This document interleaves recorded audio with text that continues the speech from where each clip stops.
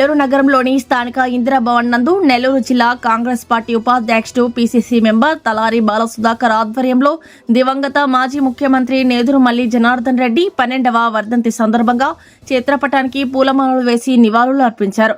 తదనంతరం పేదలకు దుప్పట్లు పంపిణీ కార్యక్రమం నిర్వహించారు. ఈ సందర్భంగా రాష్ట్రానికి నేదురుమల్లి జనార్దన్ రెడ్డి చేసిన సేవలు కొనియాడుతూ చివరి వరకు కాంగ్రెస్ పార్టీ అభివృద్ధి కొరకు పోరాడిన మహనీయుడని అన్నారు. ఈ సందర్భంగా డిసిసి అధ్యక్షులు నారపరెడ్డి కిరణ్ కుమార్ రెడ్డి పలువురు నివాళులు అర్పించారు.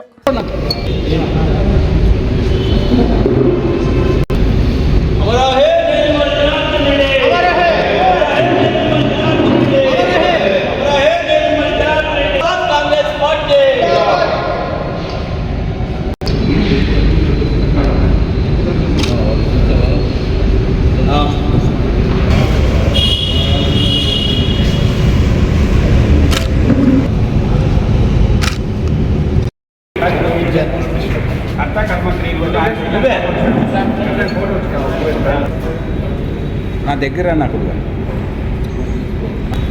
ఓకే.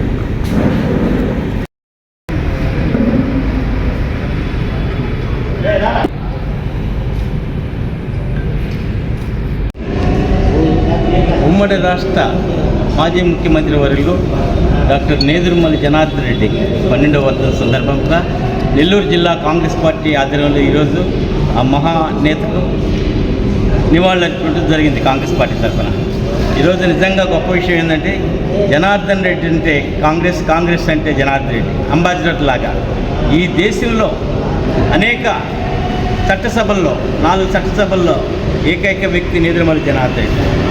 రాష్ట్ర పిసిసి అధ్యక్షులుగా మంత్రిగా అనేక పదవులు అందించారు. ఒక హెతల్ పేరే నర్సుని ఎమ్మెల్సీ చేసిన వ్యక్తి నేదురుమల్లి జనార్దన్ రెడ్డి.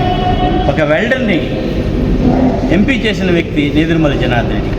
అనేక ప్రాజెక్టులు అనేక సంస్థలకి అధినేత అయిన నేదురుమల్లి జనార్దన్ రెడ్డి.